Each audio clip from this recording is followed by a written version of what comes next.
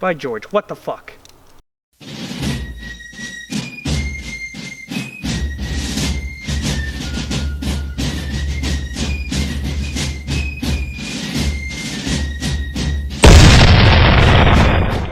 Hello everyone and welcome to Muskets in Media. Today we have a slightly different type of episode for you today.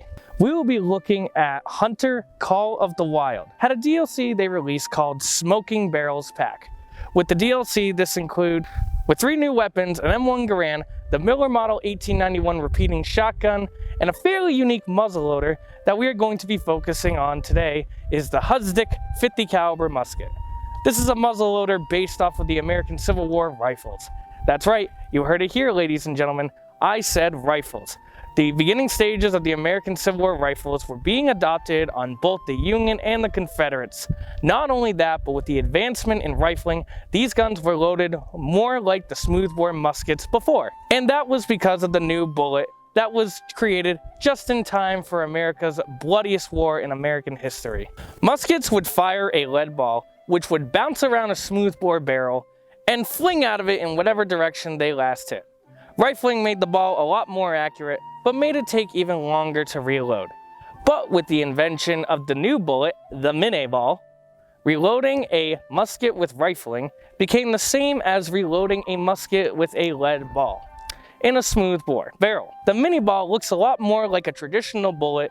You could say this was the alpha phase before cartridges would become a thing. The bullet was deadly, as the Mini ball once it would enter someone, would shatter bones more effectively. Once you have a bone that's broken and you make it to the medic tent, well, unfortunately, there was only one thing doctors could do at the time. Oh my God!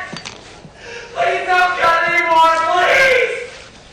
Please! Besides loving history so much, there is a reason I am bringing this up in this episode. Hunter Call of the Wild uses the 50 caliber Mini ball, and it uses a 50 caliber round ball. One other update that the Industrial Revolution brought to muskets and rifles was this beautiful little thing called the cap lock. Before the cap lock musket was a thing, the best musket available was the flintlock. You didn't need a slow burning match like for the matchlock, and it was a hell of a lot cheaper than a wheel lock. There is a reason this version of ranged weapons was so popular. Cheap to make and easy to train. There were a couple of problems with flintlocks, however. In the rain, your gun was essentially useless, as if rainwater got into your frizzen pan, you couldn't light the gunpowder and fire the weapon. Caplocks replaced the flintlock. Gone were the flint and steel and the frizzen pan, and all that was left is a little hole that would cover up with a cap.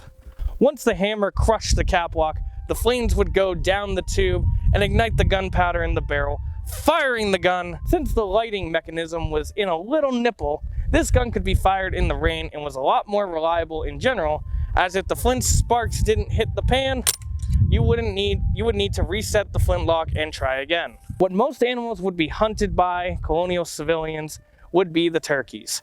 There were so many turkeys back then, they would travel together in packs. Bring your sons and you and your family could have enough meat to last for weeks or sell for profit. Turkey was so abundantly available that they were only selling for a shilling a piece. Don't ask the conversion, I have no idea. Deer was another common one, and one that many hunters sought out. Here's a quote from a Colonial from the book Beyond Fair Chase by Jim Poswitz. The musty smell of elk hung softly in the thick forest. A slight breeze pushed it down the slope to the trailing hunters. Without a sound, the young hunter eased upward through the snowy thicket. He had often joked with exaggerated pride that he could move through the country like ground fog. Now, every fiber in his body was trying to make that true. Last very common animals were rabbits and squirrels. Not only were they so common, settlers would actually consider them as pests. They were so plentiful. Now that we know our weapon and all of its updates as well as what people were hunting, let's go ahead and look at the weapon in the game. The reloading in this game is extremely accurate. It's actually one of the best weapon reloads in the game. The speed of it is really well done on how the user would reload in a hunting scenario. Since the reloading is so good in this game, how is it done in different stances? Standing up is perfect, that is 100% accurate. If you want to show someone how to reload a musket, this would be a great example. Crouching, unfortunately, is just the same animation again. I would have expected something like in War of Rights, where the person would put the gun to the side to reload. You can fire in the prone position in the game, but you cannot reload in prone. Now, this is a hunting game, and reloading is extremely difficult while being prone, hence the example you just saw. So I don't think any hunter out there would reload from prone anyway, so they get a pass. Reloading while being prone is essentially you reload the gun next to you. Very difficult. They call this gun the Husdick rifle, or the Husdick rifle. Now I can't find that make online, so I believe this is a made-up firearm, a very accurate one, I will say. How do you make a musket modern? Well, the butt stock is different, and using different powders would also have a hand in this. I believe you can use mini balls in modern day hunting, but every video I have ever seen has always been using the round balls, so I don't really have an answer for that. I personally prefer using the mini balls in the game, as they give you the increased range and accuracy in this game. While the round ball will have increased penetration, but less range and accuracy. How does that compare to the real world? Well, there was a reason we stopped using round balls.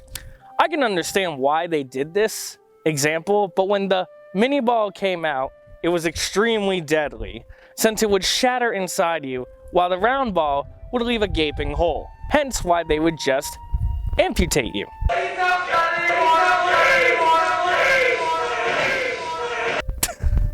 Instead of trying to dig everything out. You might have noticed something, my history boys, that when reloading the rifle, the first step is putting in the gunpowder. The person uses a powder horn. Why not a paper cartridge? Well, we knew civilians could make them, as they were not hard. We did have to use them for the Colonial Army during the Revolution. Most hunters just preferred keeping their powder in their horns, as it keeps all the powder together, and you don't need to buy a satchel to hold the paper cartridges. Even the modern day muzzleloader enthusiasts use powder horns. And that's about it. The Hunter Call of the Wild is one of the best hunting games out there, and it's awesome to see that they are representing the muzzleloading hunters in their game as well. What were the other guns in this DLC? Oh, well, so we had the Husdick rifle, we had the 1881 lever action shotgun, and then we had an M1 Garand. Do you like M1 Garands? Yeah, I would say I do. Okay, why don't you come here real quick? I hope you really don't. Let me just tell you something. So the M1 Garand, you know how it was a fantastic rifle, and you know, it was like the best rifle of World War II, first semi-automatic for the US Army? Yes. What if I told you, you know how it has 8 shots? No, you only get 5 in this game. You only get 5 shots, and when you reload, you know how when you pull it back and you have to hold it back, or else you'll get Garand thumb? Yeah. Nah, you push that in. And hold on, before I understand you're excited. One more thing is, you know how it was very, very accurate? The recoil wasn't that bad. That's why people were able to boom, boom, boom, boom. Yeah, the recoil was garbage in this game. You shoot that thing, you're going boom. So, do you still like M1 Garands? You can't keep getting away with